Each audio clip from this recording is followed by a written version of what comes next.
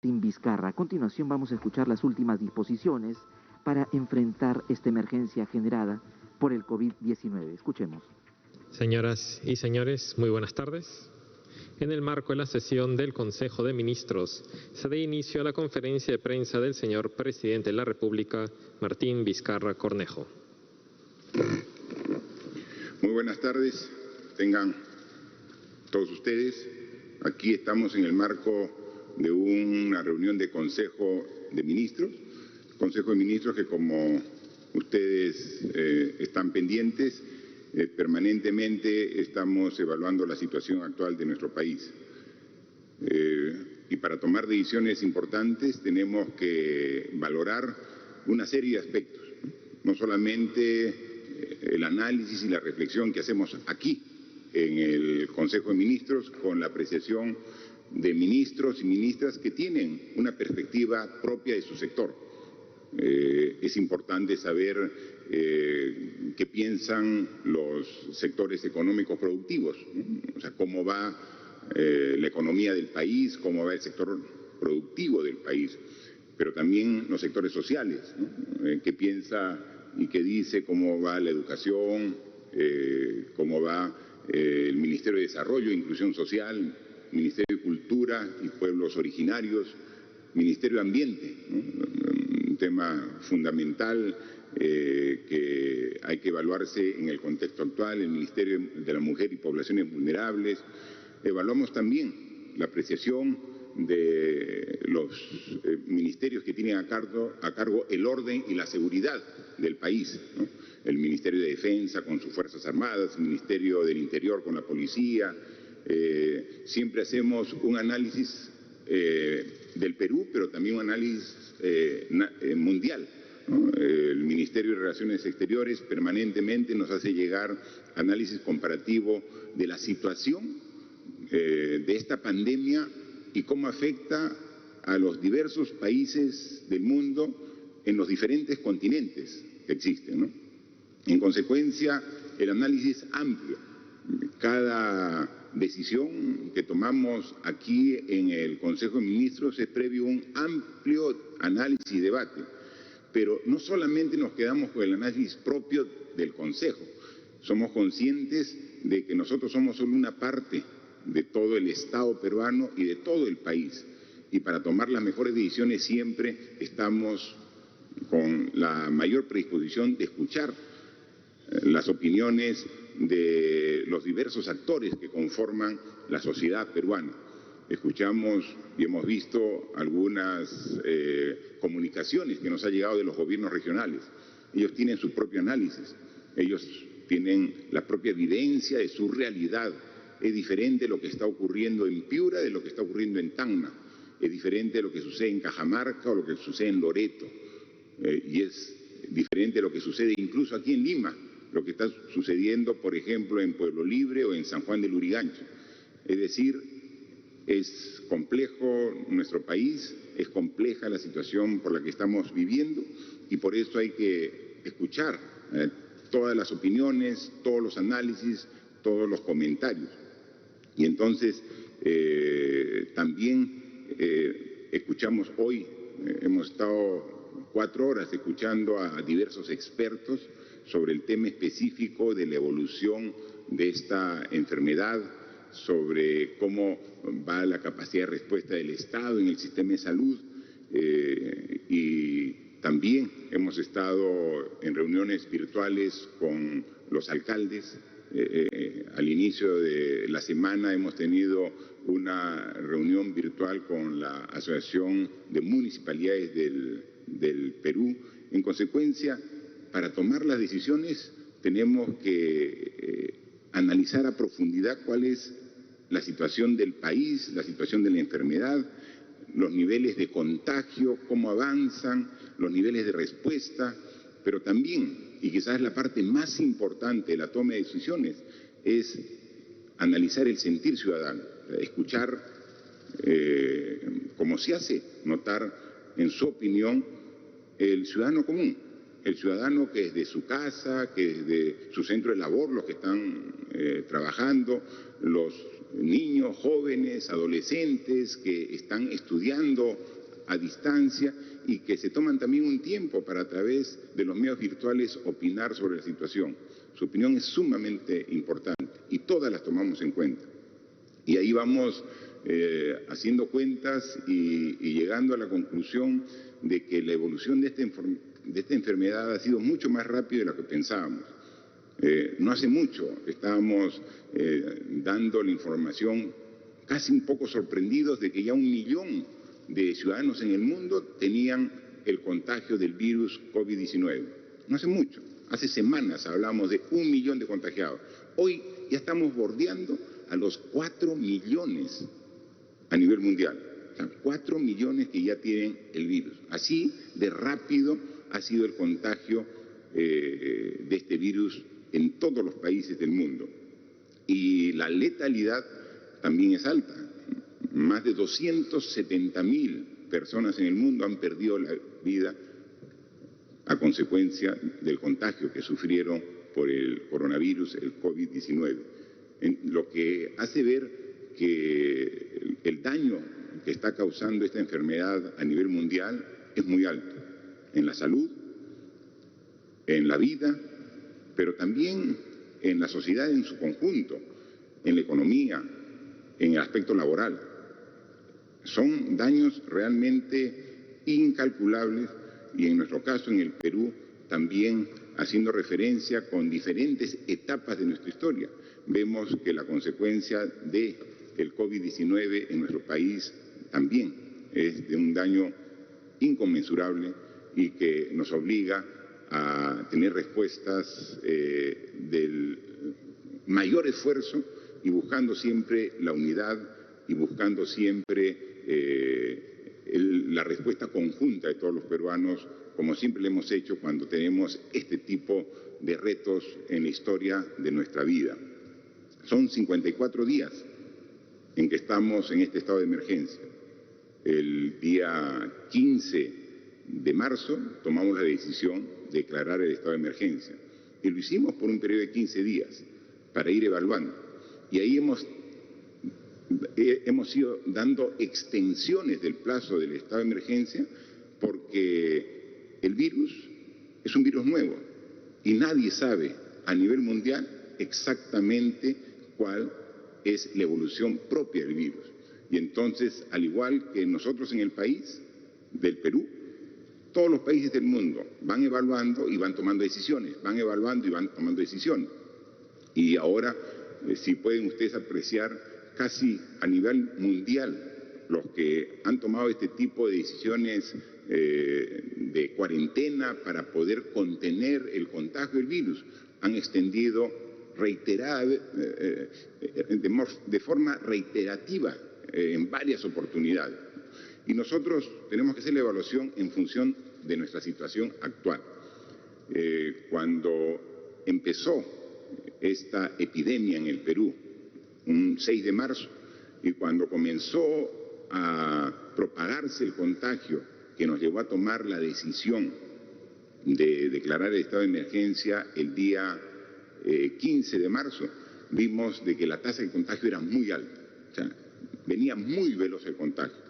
Si no tomábamos decisiones fuertes, drásticas en ese momento, iba a ser imposible de atender los miles y miles de infectados y que iban a generar miles y miles de muertos. Tomamos la decisión y ahora hemos evaluado y podemos decir de que los resultados hasta el momento han logrado bajar el nivel de contagio que al inicio de la cuarentena era de una magnitud de 3 a una magnitud alrededor de 1 ahora. ¿Y eso qué significa? Significa de que al inicio, sin ninguna medida restrictiva, cada persona que se contagiaba, a la vez contagiaba a 3 más. Y cada uno de esos 3 contagiaba a 3 más. Imagínense ese efecto multiplicador del contagio. 1 infecta a 3. Cada uno de los 3 contagiados infectan a 3. Entonces ya son 9. Cada uno de los 9 infecta a 3, ya son 27.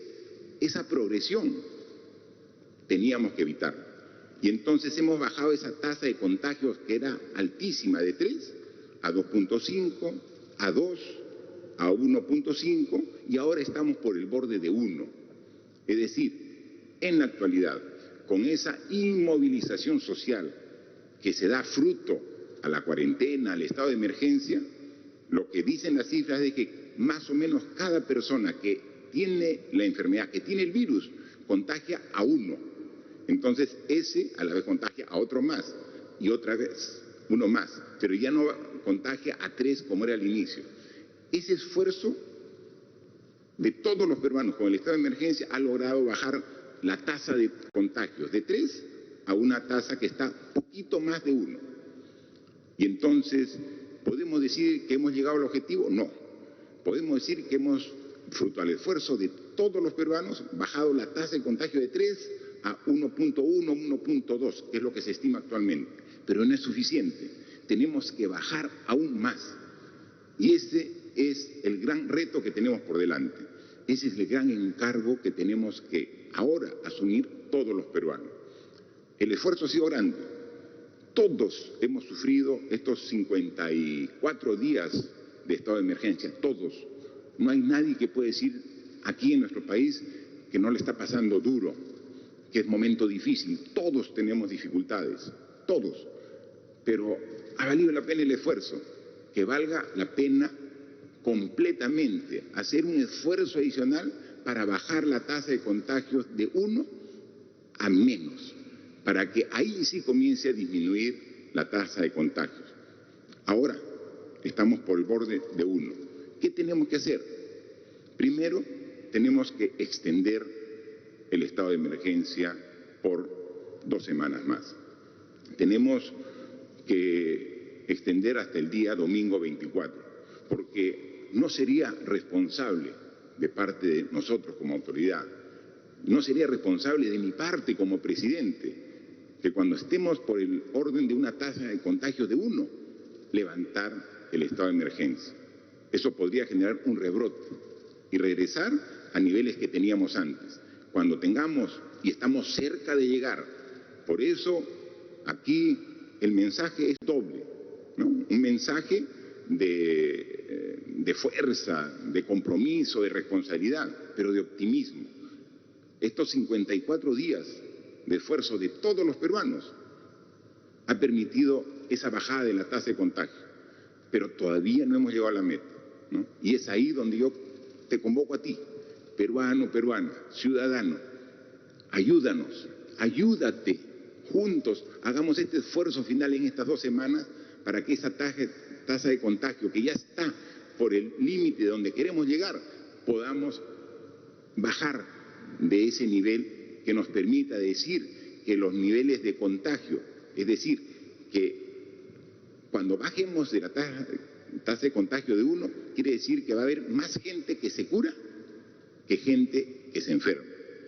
Mientras tengamos tasa de contagio mayor de 1, todavía la tasa de los que se enferman, el número es un poquito mayor de los que se van curando. Y entonces para eso tenemos que hacer una serie de cosas. No solamente es el anuncio hoy, se extiende 2 semanas el estado de emergencia, sino este anuncio va con una serie de medidas complementarias para lograr el objetivo. Es decir, ¿hemos tenido buenos resultados hasta llegar a este punto? Sí, pero no lo suficiente. Entonces tenemos que hacer un esfuerzo adicional y todos tenemos que contribuir para esta etapa final de este esfuerzo colectivo para poder vencer a esta enfermedad. ¿Y en qué consiste? En primer lugar, queremos que no solamente un esfuerzo nacional similar al que veníamos haciendo. En estos 54 días hemos estado evaluando dónde están los principales focos de contagio. Y los focos de contagio se dan, entre otros, en los mercados, en los bancos de las personas que van a cobrar sus bonos y en las líneas en los vehículos de transporte y en los paraderos. En cada uno de esos 3 espacios de contagio tenemos que intervenir. Para ello, en el caso específico de los bancos, tenemos que lograr que atiendan en el pago del bono un horario más extendido. Actualmente los bancos están atendiendo a todas las personas que van o a cobrar su bono o a hacer algún trámite desde las 9 de la mañana, algunos bancos hasta las 2 de la tarde, otros hasta las 3 de la tarde. Eso es un horario muy pequeño en tiempo para poder atender la gran cantidad de gente que va a cobrar su bono. Porque, como hemos dicho, este mes de mayo es el mes clave para el pago del bono universal. Nosotros dijimos de que más o menos vamos a atender con el bono universal de 760 soles a alrededor de 6.700.000 o 6.800.000 hogares. En este mes de mayo, nuestro compromiso es hacer el pago de los 760 por lo menos a 5 millones de hogares, en el ámbito urbano y en el ámbito rural, en este mes de mayo, ¿no? Sí, aquí me está escuchando la ministra de Economía, que ya tiene dispuesto el presupuesto correspondiente. Me está escuchando la ministra de Trabajo, que tiene parte de la responsabilidad de esa transferencia económica. Y está escuchándome la ministra de Desarrollo e Inclusión Social. Este compromiso es a nivel nacional, o sea, tenemos que cumplirlo. En este mes tenemos que hacer el abono, la transferencia, el depósito a los que tienen cuenta de 5 millones de hogares que van a recibir sus 760 soles, para que puedan soportar toda esta larga cuarentena, este largo estado de emergencia y puedan atender sus necesidades básicas. Pero son 5 millones que van a ir a los bancos a lo largo de todo el mes. Ya una parte importante ya ha ido en la primera semana y desde fines del mes de abril están yendo a los bancos. Entonces, ¿qué medida, por ejemplo, vamos a dar en esta nueva etapa a partir del día lunes, este lunes 11? ¿Qué va a ocurrir? De que la inmovilización obligatoria, que ahora es a partir de las 6 de la tarde, se corre hasta las 8 de la noche. O como quieran llamarle, algunos le dicen toque de queda, que es a partir de las 6 de la tarde hasta el día domingo, o hasta el sábado, porque el domingo es inmovilidad total todo el día, este domingo. Entonces, a partir del día lunes 11 de mayo, varía. Y vamos a poder hacer las transacciones bancarias, financieras, o también las compras en los supermercados, en los mercados, hasta la hora, hasta las 8 de la noche. Obviamente, los bancos no van a trabajar hasta las 8, porque tienen que permitir el tiempo suficiente para que los clientes y los propios trabajadores de los bancos puedan retornar a sus domicilios. Pero sí va a permitir de que la atención en los bancos por lo menos sea hasta las 4 de la tarde. Entonces, bancos que atienden hasta las 2 de la tarde, ahora van a partir del lunes a atender hasta las 4 o 5 de la tarde en función ya de la propia organización del banco. Los centros comerciales que atienden hasta las 2, 3 de la tarde pueden atender ahora hasta las 5, 6 de la tarde, porque la inmovilización obligatoria para todos los peruanos ya no va a ser a partir de las 6 de la tarde, sino a partir de las 8 de la noche. Es un tema sumamente importante para evitar esta concentración de gente en el sistema financiero. Entonces van a ir 5 millones de personas que representan a 5 millones de hogares a cobrar su bono, pero en un horario más extendido, y ahí estamos coordinando estrechamente con todos los bancos, no solamente el Banco de la Nación, sino la banca privada, para que puedan también ordenar mejor al interior y al exterior del banco para evitar esta concentración de gente. Mercados. ¿Qué vamos a hacer con los mercados? A nivel nacional hay más de 2.000 mercados. 2.000 mercados. Pero hemos identificado 380 que tienen que ser intervenidos ya, en este mes, 380. Para ello estamos entablando relación directa y coordinada con los alcaldes, con las autoridades locales de todos los distritos del país, para comenzar a trabajar junto con ellos el ordenamiento de los mercados. Pero de todos ellos hemos identificado 36 que son críticos. Hay 36 mercados en Lima y en las principales regiones del país que son críticos, que son centros de alto contagio. Recuerdan ustedes que la semana pasada fuimos aquí en Lima solo 2 mercados, al de Caquetá y al de Surquillo, y en uno había 20% de comerciantes infectados con COVID, y en otro había 40% de comerciantes infectados COVID. O sea, son centros de alto contagio. Tenemos que hacer una intervención fuerte. Y para eso, juntos, el alcalde del distrito, con el Ministerio de Agricultura, con el Ministerio de la Producción, juntos tenemos que ordenar. Si disminuimos la afluencia de gente en determinadas horas en los bancos, porque vamos a hacer un horario extendido, si corregimos el caos y el desorden que existe en la mayoría de mercados del Perú, que son los principales focos de contagio, tengan la seguridad que vamos a disminuir la tasa de contagio, que es lo que estamos buscando. Ya estamos cerquita, nos falta este esfuerzo adicional, pero para eso necesitamos la colaboración. Trabajar así, de la mano con los alcaldes, pero además de trabajar de la mano con los alcaldes, de la mano con la asociación de comerciantes, porque los mercados están organizados, tienen una asociación de comerciantes y ellos quieren vender. Yo estoy seguro que los comerciantes no tienen ninguna intención de contagiar con el virus a los clientes. Entonces, si nos juntamos los comerciantes con la autoridad municipal, el alcalde, y nos juntamos también con nosotros como gobierno, con el Ministerio de Agricultura, dando el soporte, el presupuesto que requiera, vamos a hacer de los mercados ya no un centro de contagio, sino un centro de abastos como debe ser, ordenado, limpio, con un ingreso, una salida, espacios donde al ingresar uno se lava las manos con agua y con jabón, cuando sale hace lo propio, o sea, exactamente lo que uno requiere para evitar el contagio.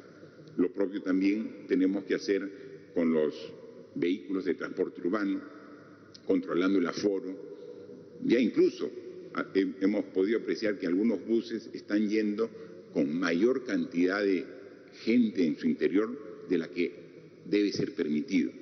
Estamos en una situación especial, extraordinaria. Estamos ahora en una situación crítica de emergencia. Todos debemos colaborar. En consecuencia, ya los buses ya no pueden ir repletos los asientos y con gente parada. Eso sería un tremendo lugar de foco de contagio. Entonces tenemos que controlar. Hay todo un programa que lo tenemos trabajando aquí con el Ministerio de Transporte y Comunicaciones, pero que tiene que ser implementado con las autoridades locales. Es decir, esta etapa es fundamental la interacción que hagamos gobierno nacional, gobierno regional, municipios, con este mismo objetivo. Al inicio, cuando se veía lejos el virus, no había realmente una toma de conciencia. Había unas ciudades que decían, el virus está en Lima. Como decíamos aquí, cuando decíamos, el virus está en China. Sí, pues en China, es un problema de China, el coronavirus de China. Después dijimos, el virus está en Europa. Y después llegó al Perú, y después se extendió por el Perú. Y ahora vemos que es un problema no ajeno, es un problema nuestro. Y siendo nuestro problema, en nosotros está la solución. ¿Y podemos dar la solución? Sí podemos dar. Así como hemos bajado la tasa de contagio hasta 1, ahora vamos a disminuir de 1, con medidas inteligentes y todos trabajando de manera unida en ese objetivo. Mercados, bancos, extensión del horario para evitar la concentración de la gente. Pero eso sí,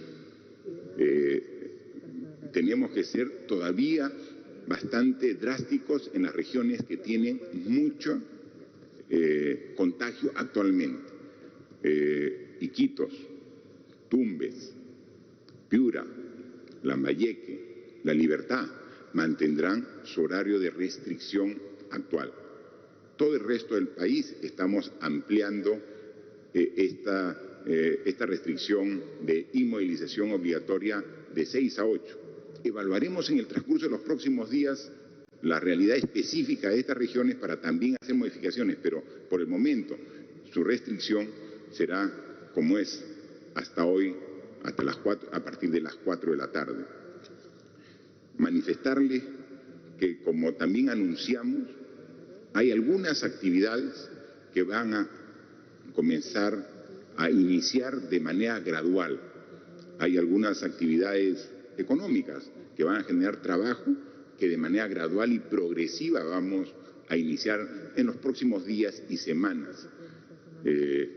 La única condición es que haya el control suficiente para que este inicio de actividades no genere tampoco rebrote del virus. Se están tomando todas las precauciones, estamos tomando todas las consideraciones y cuidados correspondientes para comenzar algunas actividades ya, empezar a partir de las próximas días. Manifestar también que hoy estuvo aquí presente el jefe de Salud Mental del Ministerio de Salud, el doctor Yuri Cutipé, ¿no? Un connotado especialista en salud mental, y precisamente me comentaba que dentro de su especialidad de salud mental, su subespecialidad es salud mental en niños, ¿no? Y a él le pedimos que nos haga una explicación sobre qué podemos hacer con los niños, ¿no? Para que puedan ellos también salir de la casa por lo menos algún tiempo. Y nos ha justificado con una exposición muy profesional y con mucho sustento de que deberíamos permitir que salgan los niños hasta los 11 años de edad o hasta los 14 años de edad. Había dos alternativas, de 11 y de 14. Finalmente, conversando con el ministro de Salud y el ministro de Educación, que son los directamente más involucrados en este tema, que podían salir hasta los 14 años de edad por media hora hasta 500 metros alejados de su domicilio.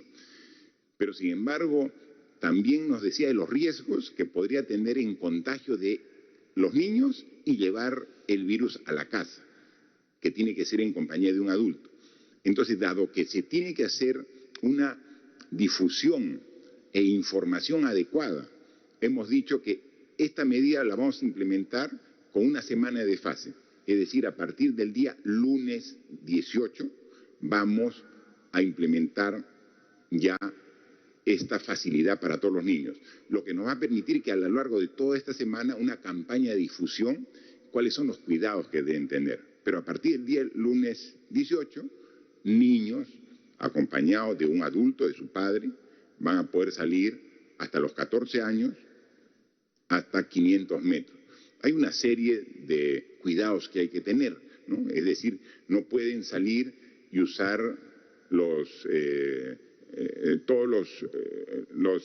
en los parques existen columpios, existen juegos, entonces no pueden usar esos juegos, porque puede ser que ahí en las barras, en los pasamanos, en los asientos esté el virus, y ellos van inocentemente, después de 54 días de haberse cuidado en su casa, salen, cogen una superficie y luego regresan ya con el virus a su hogar. Entonces, hay que dar una serie de difusión que nos ha recomendado y que queremos difundir a lo largo de esta semana para que a partir del día lunes 18 se permita la salida, y eso será también parte de la educación que vamos a dar en este proceso, ¿no? Manifestarle que también hemos, por ejemplo, aquí nos nos hizo llegar el comando COVID, nos hizo llegar también cómo iba a ser el esfuerzo de la respuesta del sistema de salud para atender en este mes de mayo. Es decir, cómo ha ido la evolución de la demanda de camas y cómo actualmente vamos a tener. Aquí tenemos, ¿no? Tenemos aquí el cuadro que nos ha dejado. Cuando iniciamos el estado de emergencia, que fue el día 15 de marzo, para COVID teníamos 2.000 camas a nivel nacional, 2.000 camas. Y pensábamos que era suficiente. Ahora tenemos 8.274 camas para COVID. Pero es para hospitalización en general. Pero para UCI, recuerdan ustedes que cuando el 6 de marzo anunciamos el primer caso, dijimos que teníamos 100 camas UCI para el COVID. Luego, el 15 de marzo, ya teníamos 276. Hoy tenemos 937 camas y estamos próximos a llegar a las 1.000 camas. La idea es continuar. Tenemos una presentación que hoy día nos han hecho de que en el mes de mayo, en este mes, vamos a incrementar en 5.000 las camas de hospitalización, porque el esfuerzo es atender a las personas que tienen síntomas en los diversos hospitales del Perú para evitar que se compliquen y lleguen a UCI. En una conferencia pasada estuvo aquí la doctora Pilar Macetti, que es la jefa del comando COVID, y ella dijo cuál era la estrategia. Hay que tratar al paciente que tiene síntomas desde el inicio para evitar que se agrave. O sea, no hay que esperar que el paciente agrave para recién llevarlo directo a UCI. Si hacemos un tratamiento temprano de la enfermedad, ni siquiera requiere ir al hospital, ¿no? Y esa es la nueva fase y etapa que está planteando el Ministerio de Salud. Se ha identificado cuáles son las regiones que tienen el mayor índice de contagio. Y aquí en Lima se ha identificado cuáles son los distritos donde el contagio está muy alto. Entonces está saliendo el Ministerio de Salud con brigadas para identificar a las personas que ya tienen los síntomas e inmediatamente comenzar con tratamiento. Y entonces cuando se comprueba con el análisis de que tiene, ya va el Ministerio de Defensa con el programa Te Cuido para poder atenderlo. Entonces queremos en esta etapa llegar a la etapa inicial de la enfermedad para ahí, con un buen tratamiento, evitar que se complique la enfermedad para ir al hospital. Si van a ir al hospital, estamos aumentando 5.000 camas más. Ahora hay 8.274 y vamos a incrementar 5.000 camas adicionales. No solamente en Lima, estamos concentrando el incremento de camas en Iquitos, en Piura, en Lambayeque, en La Libertad, en Ancas, pero en Chimbote y en Huaraz, en Pucallpa, en Ucayali, en Arequipa y en Cusco. Los expertos, y en función de la proyección, han determinado que ahí tenemos que ampliar camas. Si más adelante se requieren para otras regiones, inmediatamente se harán las decisiones correspondientes. Pero para esas ciudades ya se va a incrementar, y obviamente para Lima, 5.000 camas adicionales. Obviamente no se va a construir un hospital, son hospitales de emergencia, son hospitales de campaña, pero debidamente equipados con el personal de salud correspondiente para que puedan atender a los pacientes de COVID. No queremos que la demanda supere a la capacidad de respuesta. Lo hemos visto que ha ocurrido en algunos sitios y eso queremos corregirlo, y entonces estamos haciendo un esfuerzo muy importante. Hemos tenido una amplia reunión, se ha visto el procedimiento y en este mes de mayo vamos a incrementar estas 5.000 camas con la inversión que corresponde, para lo cual se está sacando las normas correspondientes y el presupuesto será transferido por el Ministerio de Economía y Finanzas. Para todo ello, tenemos que garantizar orden y seguridad. Un estado de emergencia se cumple eficientemente en base a dos requisitos, ¿no? Uno, el compromiso y responsabilidad de usted. O sea, si usted, ciudadano, cumple las indicaciones que hemos dado hace más de 50 días, vamos a continuar en el proceso hasta eliminar el contagio. Pero también requerimos de una policía y una fuerza armada comprometida con el estado de emergencia, con el respeto de todos a las normas que damos y a la autoridad. Y por eso es que hoy el ministro del Interior y el ministro de Defensa me están también retomando todo este esfuerzo con el nuevo horizonte que tenemos de estado de emergencia, ¿no? Y redoblando su compromiso, su esfuerzo y su entrega, no solamente ellos, sino de todos los efectivos, que son 150.000 efectivos de la policía y las Fuerzas Armadas, que en Lima y en todo el Perú van a estar en las calles haciendo cumplir estas indicaciones. Son 80.000 policías que van a estar en las calles y son 70.000 miembros de las Fuerzas Armadas que se suman a la policía, que apoyan, que respaldan a la policía en mantener el orden, mantener la seguridad y la disciplina que se requiere para este tipo de acciones. El Ejército ha dispuesto 50.000 efectivos entre oficiales, técnicos y tropa, la Marina 12.800 y la Fuerza Aérea 5.700, un total aproximado de 70.000 miembros de las Fuerzas Armadas, que con más 80.000 policías son 150.000 efectivos que van a estar en las calles haciendo cumplir estrictamente lo establecido por el bien de todos los peruanos. Por último, ya para concluir, manifestar que este domingo es el Día de la Madre y es el ser que representa más para uno.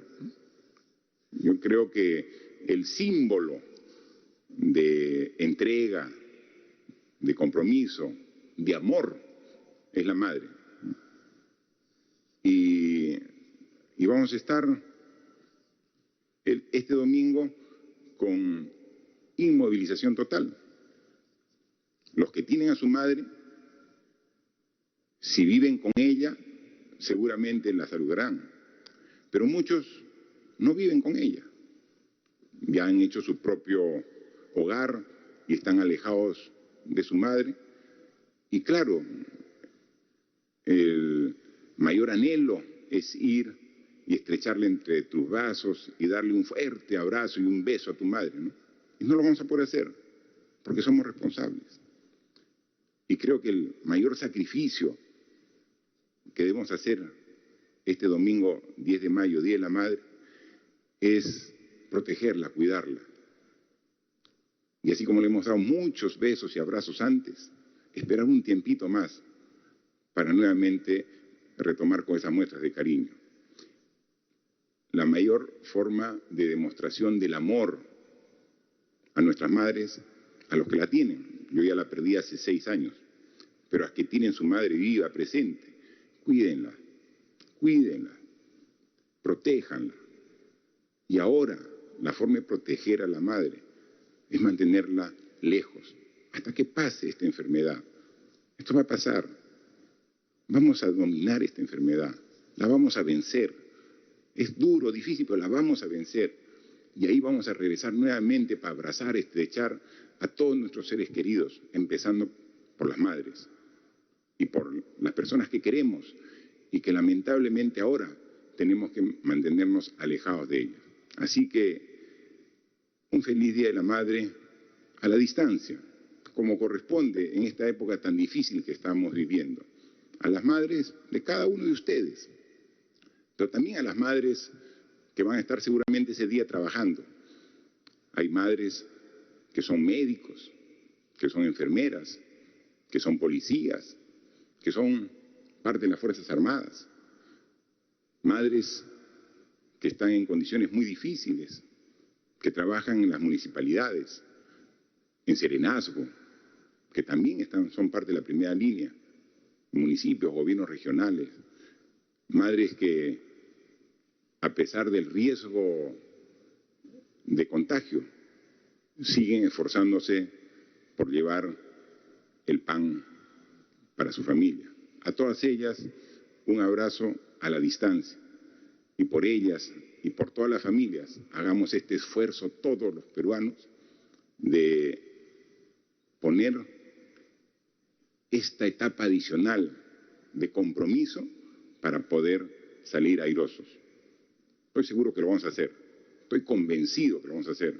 Y cuando superemos esta etapa, todos vamos a decir que valió la pena el gran esfuerzo y vamos a salir fortalecidos y renovados para hacer de nuestra patria, el Perú, el país grande que todos queremos. Muchas gracias. Preguntas. Gracias, presidente, ministros. La primera pregunta es de Radio Impacto Chinchero de Apurímac.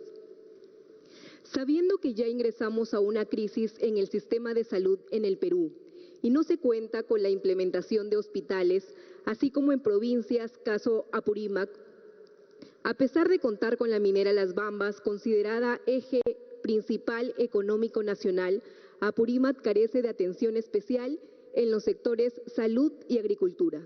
Caso específico, la construcción de nuevas infraestructuras equipadas de hospitales en Andahuaylas y Abancay se encuentran inconclusas. Por otro lado, el proyecto del hospital de la provincia de Chincheros, con más de 65.000 habitantes, atiende además parte del sector Braen Ayacucho. Proyectos en gestión desde más de 15 años. A la fecha, no se concreta su ejecución porque PRONIS hace más observaciones, sin apoyar, resolver o asesorar para levantar las observaciones. ¿Qué políticas de Estado ejecutará para atender el sector salud con mayor eficiencia y celeridad?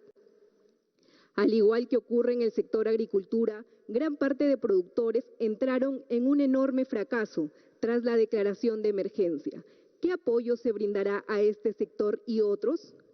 Finalmente, el Estado peruano informó que a través del MEF vienen transfiriendo recursos económicos a los gobiernos locales, pero las autoridades de Apurímac indican que no les han transferido ningún recurso económico.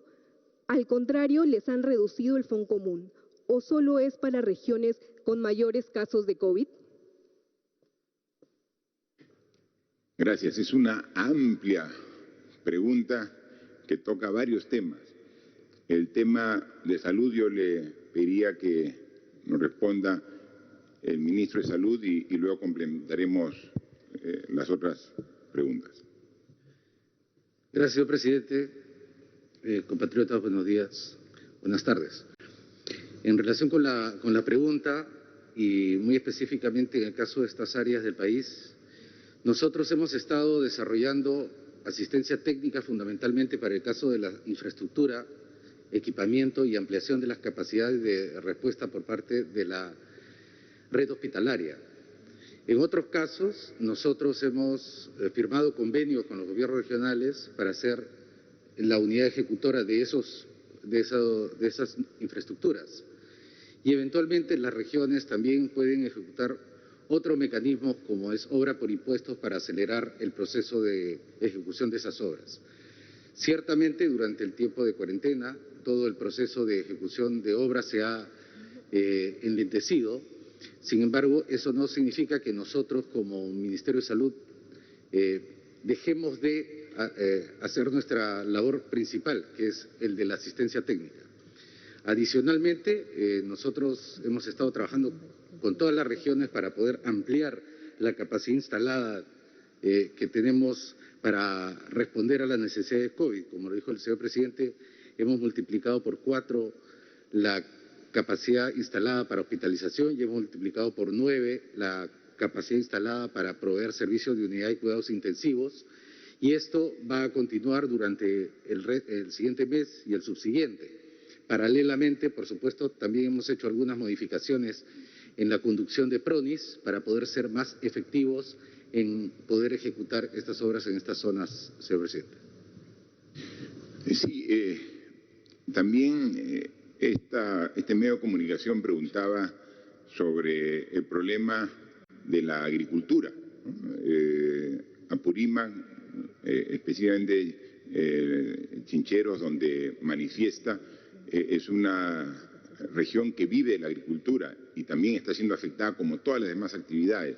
Hay todo un programa de reactivación que ya lo tiene previsto el Ministerio de Agricultura a través de los núcleos ejecutores. Es decir, en esta etapa se va a hacer también Apurímac inversión en mantenimiento de infraestructura de riego de todas las regiones del Perú. Pero luego va a tener que haber inversión en todos los sectores y en el caso específico de Apurímac es inversión importante en la agricultura. También hablaban sobre diversos hospitales. Sí, dentro de la priorización que se ha hecho en la región de Apurímac es la construcción de varios hospitales. Precisamente parte de ellos se están financiando con parte de los ingresos que genera la minería en esta región de Las Bambas. Pero lo que no alcanza está siendo financiado también con fondos de Tesoro Público. Hay avances importantes en varias construcciones de proyectos de hospital que vamos a seguir viendo. Esta etapa, justo desde mediados de marzo que empezó este estado de emergencia, prácticamente ha puesto en un estado de hibernación la economía y los proyectos, pero lo hemos dicho claramente que eso es un proceso temporal que termina ahora en este mes de mayo. Lo dijimos que tenía 3 fases. La primera fase, que es la etapa de combate a la enfermedad, que iba a ir hasta el mes de mayo, lo dijimos. Luego hay una etapa de transición que va de junio hasta fin de año y el próximo año va a haber una reactivación con mucha fuerza. Pero a partir de junio ya estos proyectos que están en construcción y la reactivación de proyectos como los proyectos de agricultura, tengan la seguridad que los vamos a trabajar de manera conjunta. Segunda pregunta de Diario La República. En regiones como Piura, Lambayeque o Loreto, pese a las restricciones, los casos diarios y la letalidad siguen en aumento. Expertos demandan medidas focalizadas. Usted dice que el toque de queda se mantendrá, pero vemos que la cuarentena ya no se cumple. ¿Qué otras medidas adicionales aplicarán para garantizar su real cumplimiento? Ante la ampliación de la cuarentena, ¿oficializarán la suspensión de aportes a la AFP para el mes de mayo y un segundo retiro de 2.400 soles de la CTS de cada trabajador ante los efectos del coronavirus en la economía de los ciudadanos? Al ya haberse aprobado varios protocolos y criterios sectoriales, ¿cuál es el cronograma que se tiene previsto para que las empresas de los diversos rubros reinicien sus operaciones en esta primera fase? ¿Cuántos trabajadores se estima que van a beneficiarse con la primera etapa de reinicio de operaciones?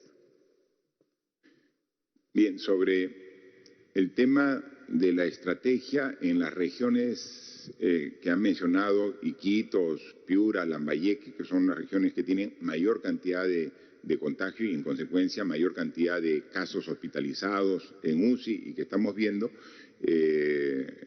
lo hemos discutido y hemos estado conversando ampliamente hoy en la mañana cómo vamos a ampliar la cantidad de respuesta del sistema de salud, ¿no? Y eso quisiera que nos amplíe el ministro de Salud y la parte de medidas económicas, la ministra de Economía, por favor.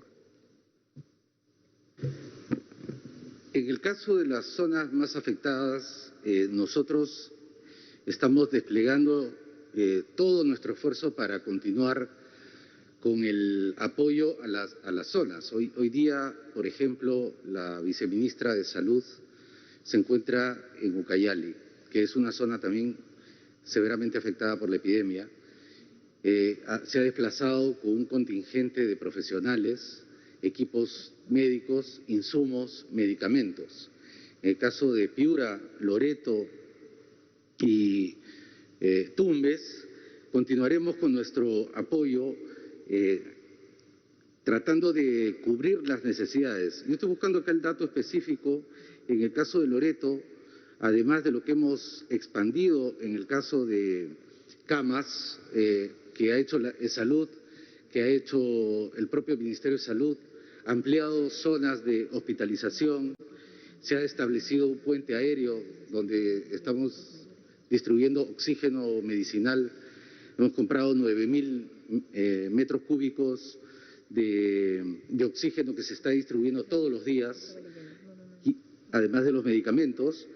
La propuesta para la expansión más específica dentro de estas 5.000 camas que usted, señor presidente, ha anunciado, se encuentra la expansión de camas de 500 camas en Piura, en Lambayeque de 344, en La Libertad de 100 camas, con sus respectivas UCIs, 45 y 56 y 25 respectivamente, y en el caso de Loreto y Ucayali, las camas de hospitalización van a llegar al número de 500, y en el caso de las UCIs vamos a implementar 35 UCIs en el más breve plazo para seguir apoyando estas zonas. Bueno, la lista continúa para el resto del país, seguramente lo vamos a publicar toda la lista completa, pero específicamente para estas zonas, esa es lo que vamos a expandir en el corto plazo. Bien, y adicionalmente de la atención hospitalaria que la estamos incrementando, o sea, hay una atención, hay 500 camas a las actuales que tiene Piura para atender los casos COVID. En este mes vamos a ampliar 500 camas en Piura, 300 camas en Iquitos, 300 camas en Lambayeque, por decir las 3 regiones, pero ese es para los que van a hospitalización. Pero también parte de la estrategia es atender a los que tienen el virus, pero que no necesitan hospitalización. Entonces hay una atención y hay todo un sistema que se está implementando ahora, que lo puede detallar el ministro de Defensa. Por favor, ministro. Gracias, señor presidente. Sí, hay muchas personas que tienen los síntomas o son detectados como positivos y son asintomáticos. A estas personas se les está aislando si tienen las condiciones en sus domicilios o se les está aislando en algún centro diferente a su domicilio, acá en Lima, por ejemplo, en las Torres Panamericanas. Además de aislarlo a la persona que está infectada, también se le aísla a toda la familia y contactos que ha tenido, porque probablemente ya están contagiados. Y si se le aísla en la casa, se le hace un seguimiento clínico, tanto médico como de apoyo psicológico. Además, si la familia lo requiere, hay un equipo que le lleve víveres, no solamente los víveres secos, sino también los víveres frescos, para que permanezcan en cuarentena durante 15 días. Todo este sistema se está complementando ahora en esta fase donde ciertas actividades económicas se van a activar. Se está complementando al equipo Te Cuido Perú con un equipo de detección y tratamiento temprano. ¿Qué significa esto? Que es muy importante la detección temprana de los infectados e iniciar inmediatamente el tratamiento. Esto evita bajar la carga viral y evita que estos pacientes, muchos de ellos lleguen a los hospitales, otros a UCEs y desafortunadamente muchos de ellos fallezcan. Entonces, con la experiencia de otros países, con los estudios que está haciendo acá el Ministerio de Salud, se está complementando a este Te Cuido Perú la detección y el tratamiento temprano a los pacientes. Eso es lo que se va a intensificar en lugares donde hay mayor contagio, como son Lambayeque, Loreto o las regiones del norte. Para ello se va a implementar una mayor cantidad de equipos rápidos de respuesta, que son los que detectan en los domicilios, en los mercados durante los operativos, en los paraderos donde hay mayor concentración de gente, y esto nos va a permitir no solamente aislar a la persona, sino darle un tratamiento temprano. Esto es una estrategia global que va a ser muy eficiente, que va a permitir que mucha gente ya no llegue a los hospitales y tampoco llegue a estado de situación crítica o grave. Por favor, ministra de Economía, a completar la respuesta. Gracias, presidente. Quisiera también aprovechar para complementar la respuesta a la primera pregunta, que entiendo que es una preocupación de varios municipios y gobiernos regionales. Primero quiero referirme al financiamiento a los gobiernos locales. Somos totalmente conscientes de la caída en la recaudación que han experimentado, no solamente a través de sus impuestos predial, sino también el Foncomún, que está directamente relacionado con el IGB. Para ese caso estamos implementando una estrategia para poder darles el financiamiento desde el gobierno nacional, porque lo que nos importa es que no se paralicen los servicios que brindan a los ciudadanos. Los gobiernos locales tienen importantes servicios como la seguridad ciudadana, el recojo de la basura.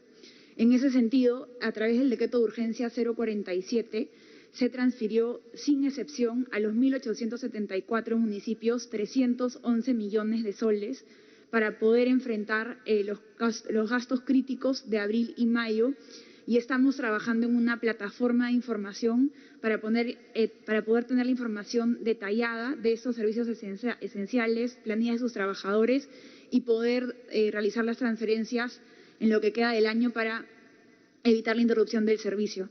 También comunicarles que en la quincena de mayo estaremos transfiriendo los 800 millones a los gobiernos locales en consistencia con el plan de incentivos municipales para los gobiernos locales que hayan cumplido las metas del año pasado. Eso también va a poder capear ese temporal.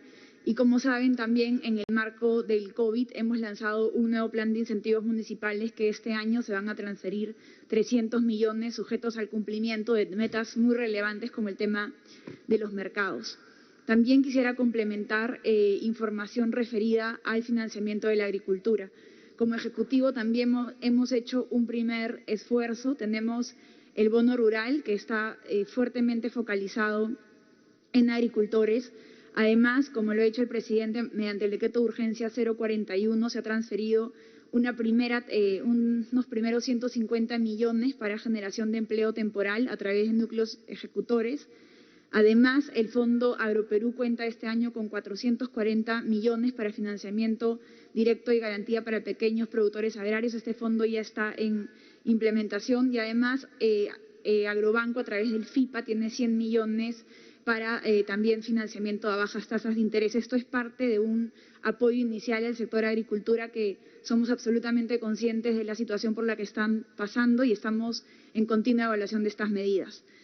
Respecto a las preguntas específicas sobre el tema de AFPs y CTS, nosotros no vamos a ampliar estas medidas en la medida que el proyecto de ley aprobado del Congreso permite acceder a los ahorros privados, y sabemos que las personas que realmente lo necesitan van a ser muy responsables respecto al acceso a estos fondos.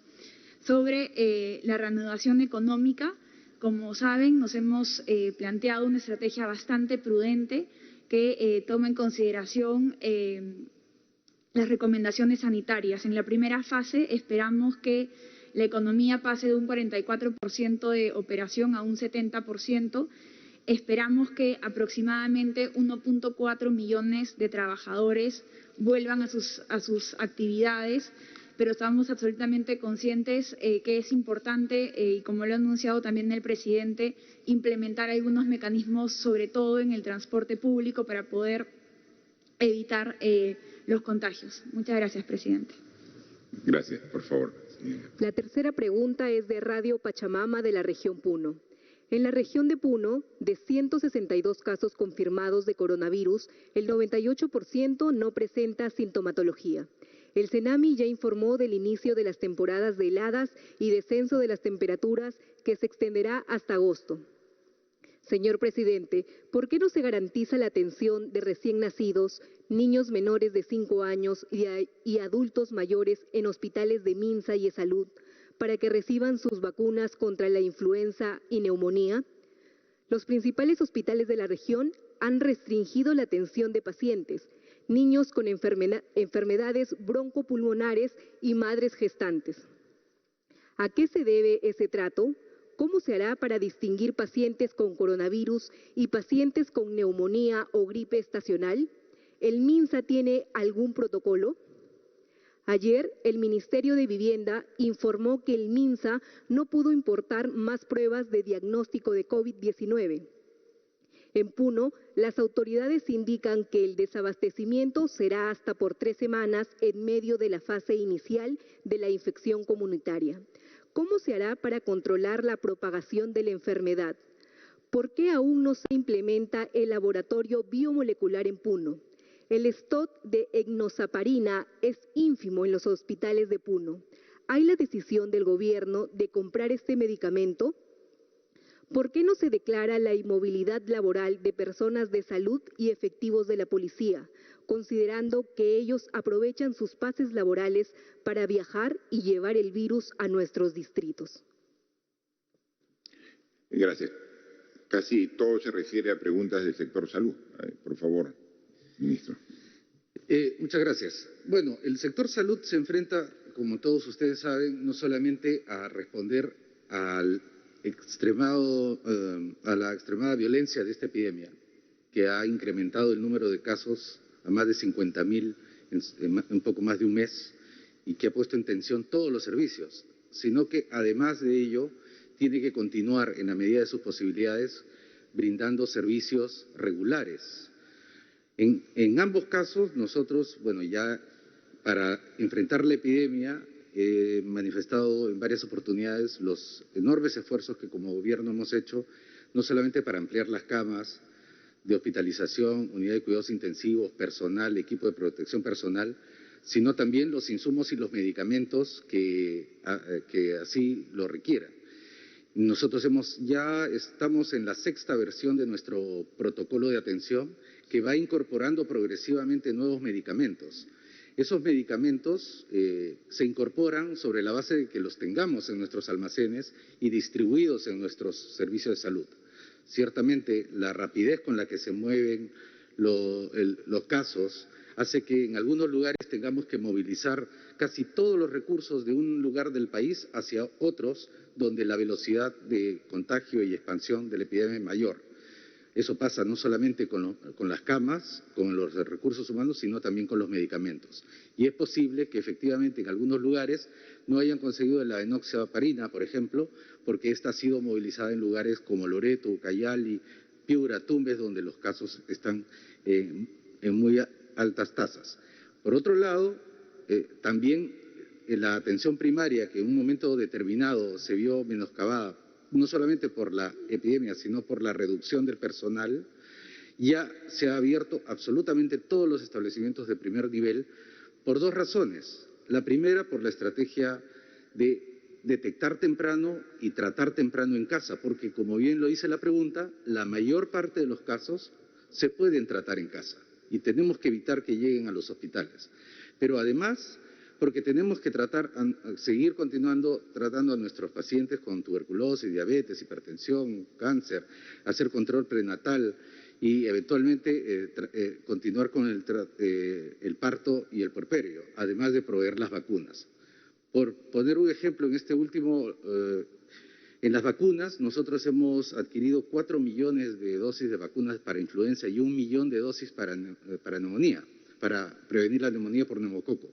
Y la vacunación ya empezó hace prácticamente 2 semanas en puntos fijos. Y ha empezado en lugares donde hay largas colas de concentración para poder esta estrategia desarrollarla con mucho cuidado, adecuadamente protegido nuestro personal de primer nivel y que pueda no solamente protegerse de una contaminación, sino evitar que ellas y ellos contaminen a la población, como en un primer momento tuvimos que detener la vacunación. Pero ya la vacunación se reinició. Para complementar, hace poco más de una semana también estuve en un centro de salud. Pude visitar el centro de salud Laura Rodríguez Dulanto, acá en Lima, y habían continuado sus actividades de control de tuberculosis. Habían atendido en plena epidemia, 72 partos. Solamente en la noche donde fui a visitarlo, habían atendido 2 niños esa noche. Nuestras actividades ciertamente se dan con severas restricciones por la cantidad de casos de la epidemia, pero en ningún caso se ha cerrado y continuaremos haciéndolo en todo el país.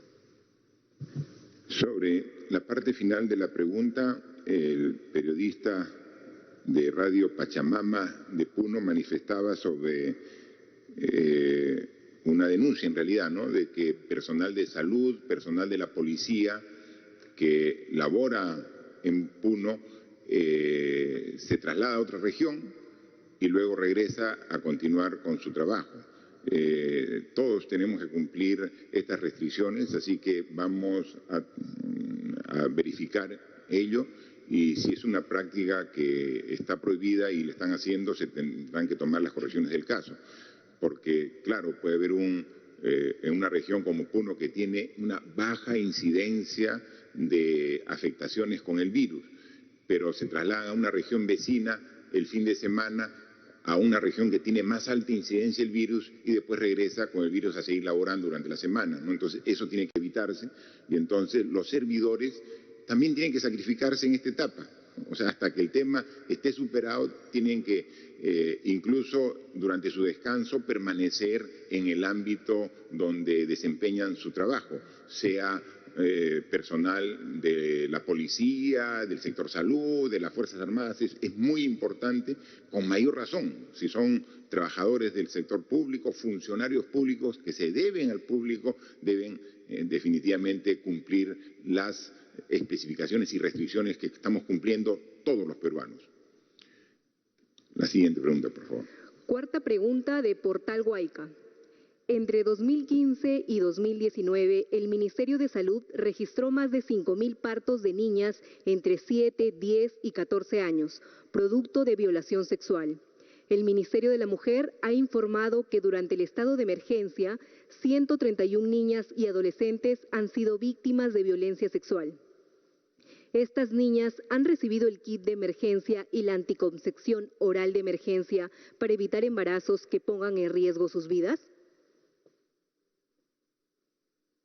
Bien, está hablando sobre el Ministerio de la Mujer. Sí, pues manifiesta que uno de los problemas que se ha tenido en esta cuarentena, en este estado de emergencia, es que no han desaparecido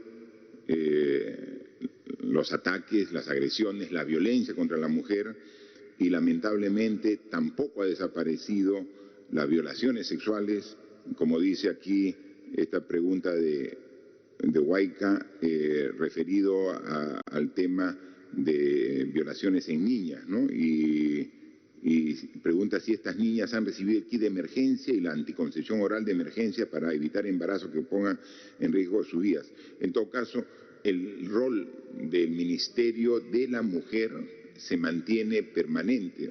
No es que estamos en estado de emergencia, al contrario, está mucho más alerta el Ministerio de la Mujer para evitar que se den este tipo de agresiones y violencia contra la mujer, violencia sexual en esta etapa de confinamiento en los hogares de las familias que viven en él, ¿no?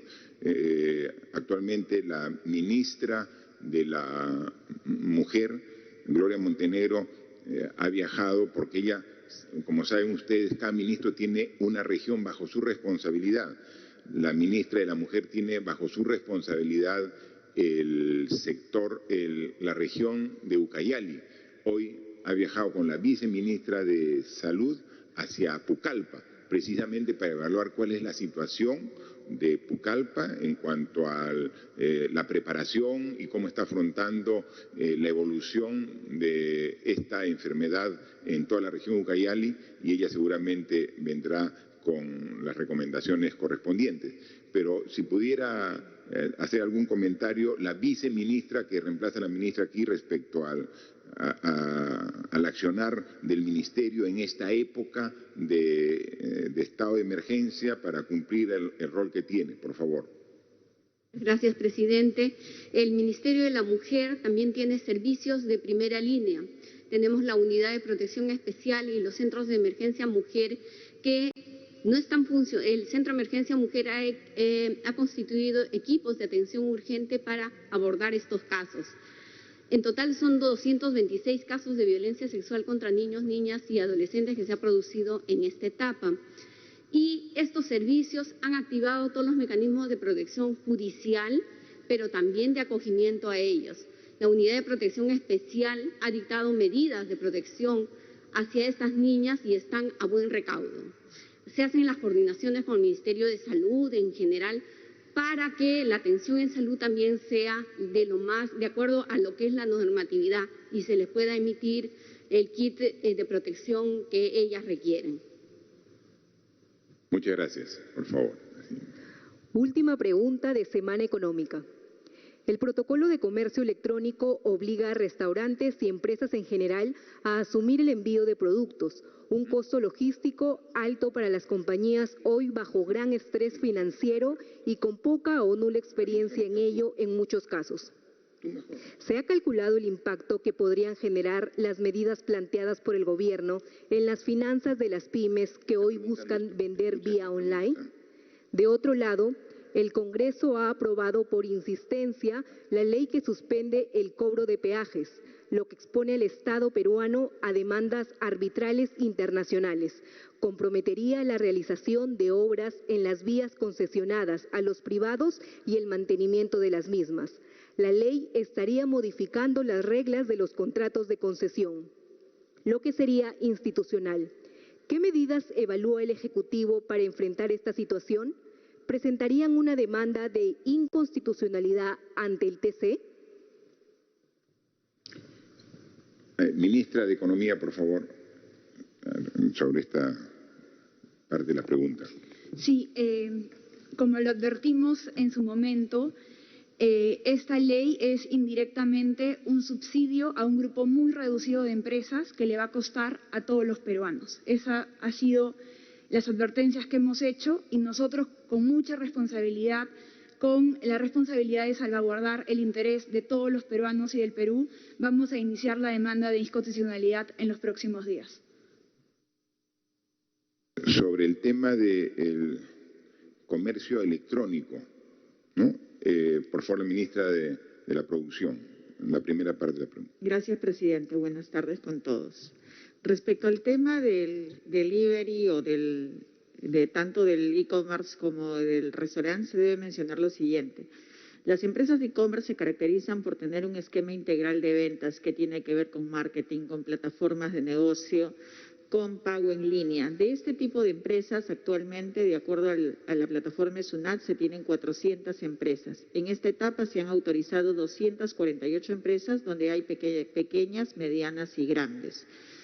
A su vez, estas se caracterizan por tener canales de distribución. Respecto a la pregunta puntual, ¿cómo hacen las microempresas o las pequeñas empresas para poder vender online? Debemos tener en cuenta que esta es una primera etapa, que esta focalización que se ha realizado es para operar durante las primeras semanas. ¿Qué quiere decir esto? Que en las subsiguientes semanas, luego de la evaluación de cómo va aplicándose los protocolos en este segmento, se van a ir ampliando nuevos actores también para poder ingresar a operar en el mercado. Y es ahí donde tendrían que entrar las microempresas que estén haciendo venta online. Respecto al tema de los operadores de entrega a domicilio, como bien señalamos, tanto para el sector restaurantes como el comercio electrónico, en este momento se hacen obviamente con el sistema que tienen ellos o que pueden habilitar dentro de sus empresas. En el caso del restaurante puntualmente fue un tema que se discutió al momento de poder elaborar los protocolos con el mismo grupo de restaurantes que van a operar. Se tiene pensado para finales de mes aproximadamente poder incluir también otros actores para el servicio de reparto a domicilio, pero previo al cumplimiento de protocolos. Tenemos que entender que en la primera etapa no quiere señalar que todas las empresas van a empezar a operar el 11 de mayo. Hay una progresividad semana tras semana que van a ir sumándose actores en la medida en que los resultados de salud nos den el soporte para eso. Muchas gracias, ministra. También complementa el Premier la respuesta. Sí, presidente, gracias. Sí, hay dos medidas que han sido aprobadas en estas últimas horas por el Congreso de la República y tenemos que tener una posición como gobierno. En principio, relacionado a la autógrafa que suspende el cobro de peajes, inicialmente había sido observada como corresponde constitucionalmente por el Poder Ejecutivo, antes de acudir al proceso de deliberación en la fase de la insistencia. Fueron invitados tanto el ministro de Transportes como la ministra de Economía, donde dieron con claridad y contundencia la argumentación. No obstante ello, por insistencia, finalmente el día de ayer ha sido aprobada. Y el tema es sumamente delicado, porque en principio la premisa es, al haber circulación va a haber algún nivel de contacto y obviamente puede propiciar algún nivel de contagio. Pero lo cierto es que el transporte de vehículos particulares y el transporte interprovincial está limitado, está suspendido, por no decir inadvertido. Entonces, ¿en qué contexto fáctico es que se aplicaría esta norma? Lo segundo es que esta norma quebranta unilateralmente los términos contractuales. O sea, querramos o no, esta es una concesión sujeta a un contrato de dos partes. Y lo otro más delicado es que contraviene abiertamente el artículo 62 de la Constitución. Y esto puede motivar dos cosas. Una, que como gobierno podamos ser denunciados a un tribunal arbitral, en este caso el SIADI, y obviamente seguramente con una fuerte reparación. Y por otro lado también que de aplicarse esta norma prácticamente estaríamos renunciando a lo que es el mantenimiento de las vías y tendría que ser asumido bajo costo del Gobierno nacional. O sea, no se están midiendo las consecuencias con la mayor consideración al Congreso, se está actuando con suma ligereza y aquí tenemos que tener una respuesta como Estado. Lo segundo, nosotros como Gobierno, presidente, apenas usted asumió el cargo, aprobamos 5 lineamientos de gobierno y uno de ellos es el referido a la lucha contra la corrupción y la integridad. Y sometido a ese principio rector es que aprobamos la declaración de intereses, en una primera fase solo destinado a todos los empleados y funcionarios del Poder Ejecutivo. En el llamado periodo del interregno parlamentario, a través de un decreto de urgencia, se amplió a todo el espectro de la función pública. Y a consecuencia de ello, por ejemplo, todos los funcionarios empleados del Poder Judicial, Ministerio Público, Defensoría del Pueblo, Tribunal Constitucional, Junta Nacional de Justicia, han realizado su declaración de intereses. Son cerca de 36.000 funcionarios empleados que han realizado su declaración de intereses. Inclusive 9 parlamentarios también lo han hecho.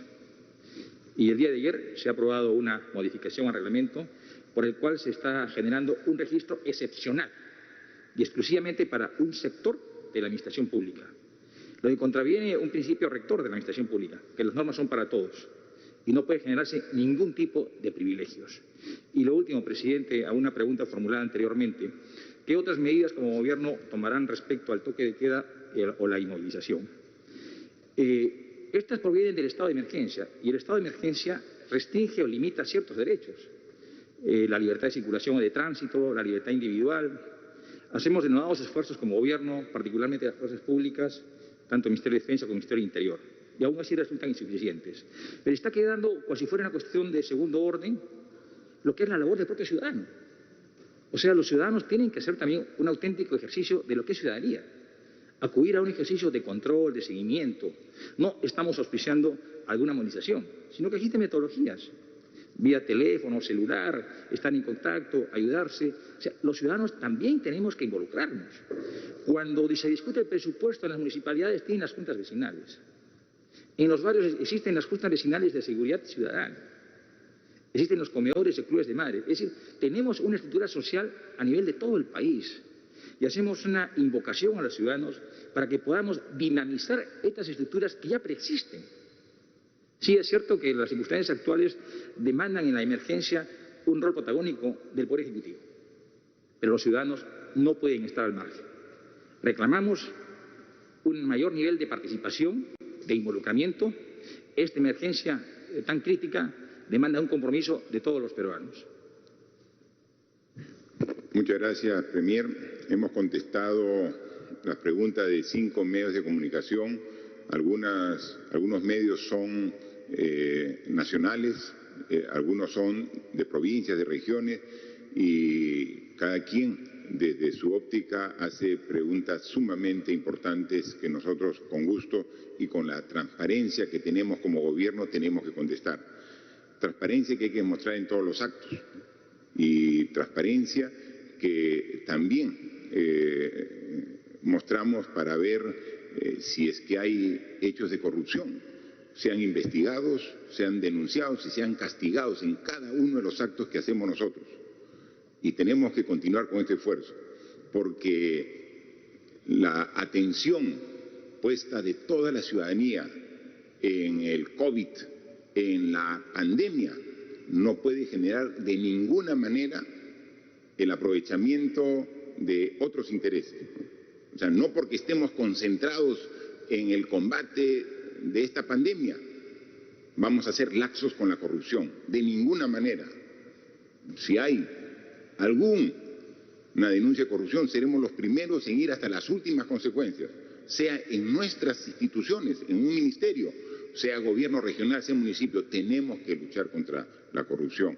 O sea, no puede haber motivo de que, escudados en la pandemia, escondidos detrás del coronavirus, alguien esté haciendo actos ilícitos. No lo vamos a permitir, porque eso debe tener doble castigo: el aprovechamiento para usos y fines personales de recursos del Estado, cuando todos los peruanos estamos sufriendo. Y por eso también me sumo a la indignación del Premier al haber sido testigos el día de ayer, donde el Congreso de la República ha eliminado para ellos la declaración de intereses. O sea, de ninguna manera. O sea, si estamos todos luchando para hacer más transparente la gestión pública, si quizás llegamos a esta situación de los problemas que tenemos por esta enfermedad, porque hemos tenido un Estado que no ha estado a la altura de lo que requiere la ciudadanía de él, porque ha sido un Estado que ha trabajado su función, su rol a medias, con corrupción, con una serie de vicios que como instituciones públicas se tiene. Y lo que más daño hace a un correcto desempeño es la falta de transparencia. Es lo que más daño hace. O sea, cuando hay cosas escondidas, cualquier cosa puede ocurrir. Todo tiene que estar sobre la mesa. Todo. Por eso es que damos este tipo de conferencias muy frecuentes. O sea, diciendo, cuando hay cosas buenas que decir, las anunciamos. Y cuando las cosas no están saliendo como quisiéramos, también tenemos que decir, porque somos transparentes. Tenemos que aquí estar frente al pueblo diciendo cómo va la evolución. Cómo no hubiéramos querido decir, miren, ya está controlada la epidemia y todo regresa a una relativa normalidad. No, tenemos que seguir esforzando y lo decimos, a pesar que esta decisión genere en muchos malestar, angustia, rechazo incluso, pero somos pues responsables y somos transparentes. Y la transparencia significa que cada una de tus decisiones tiene que ser auditada por el pueblo, más que por la Contraloría, más por el Ministerio Público, que ese es su rol hacer. Quien tiene que velar es la población, si somos funcionarios públicos. Y entonces por eso existe la declaración de intereses. Y declaración de intereses que todos debemos públicamente mostrar para que el pueblo la vea. Yo espero que recapacite el Congreso de la República y corrija la decisión que ha tomado el día de ayer, que han decidido ellos por sí solos de que la declaración de intereses de los congresistas queda solamente para el Congreso, cuando el presidente, los ministros, los funcionarios les ponen en un portal, vean, si es que cualquiera de nuestras decisiones compromete algún interés particular. Eso es lo que tiene que ser, transparencia es lo que necesitamos. O sea, no aprovechemos esta tensión mayoritaria de la población en esta pandemia que nos afecta para tomar este tipo de decisiones que van en contra de lo que hemos estado trabajando y esforzándonos tanto tiempo. Por lo demás, decirle que siempre pueden haber algunas dudas. Yo he visto algunos comentarios sobre gente que está de acuerdo en que puedan salir los niños y gente que no está de acuerdo. Y si se enferman y si se contagian, esto es una posibilidad. Finalmente, quien decide es el padre. O sea, lo que estamos dando es una posibilidad. Y no lo estamos diciendo mañana o pasado mañana, es todavía de acá a 9 días, porque va a haber un protocolo bien clarito, bien explicado para que pueda cumplirse. Entonces, si viendo el protocolo el padre está de acuerdo en salir con su niño, con todo el cuidado que esto representa, lo hace. Si no lo cree conveniente, no. Es máximo media hora a dar una vuelta alrededor de su casa, en las proximidades. Y si hay un mercado cerca, no se va a ir al mercado, hemos visto que son los focos de contagio. Es el criterio, ¿no? Entonces, todo eso va a estar establecido en un protocolo que se va a difundir a lo largo. Es decir, le damos una facilidad para el padre de familia que quiera salir con sus hijos. El que dice, no, mejor, algunos dirán, si hemos esperado 60 días, esperemos 2 semanitas más. También es completamente comprensible este tipo de decisiones, pero se da opciones con el asesoramiento de los profesionales en la materia. Y no es que no hayamos hecho esfuerzos, seguimos haciendo esfuerzos y hay noticias importantes.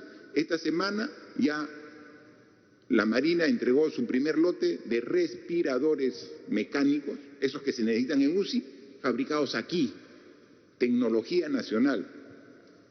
La Marina de Guerra, parte de la Fuerza Armada, ya los tiene. Y también esta semana llegó el primer lote de la importación de respiradores que vienen desde China. Hemos comprado el gobierno 450. La primera parte ya llegó, ya los tenemos. ¿A dónde se distribuyen estos primeros ventiladores? En función de la evaluación, donde se requiera. Se requiere en Iquitos, van a Iquitos. Se requieren en Piura, van a Piura. En Ucayali ha comenzado a aumentar y no tienen ventiladores, va a Pucallpa. Entonces, para eso es el manejo nacional, donde, oye, pero Lima es grande y también se está quedando, se quedan unos cuantos en Lima. Y sigue, la semana siguiente llega otro lote y también comienza a salir de manera progresiva la fabricación. Entonces, estamos trabajando más camas, más ventiladores, un manejo integral, yendo a las zonas de mayor contagio como San Juan de Lurigancho, por ejemplo, yendo para ver y ahí atendiendo directamente a la población que se va viendo afectada.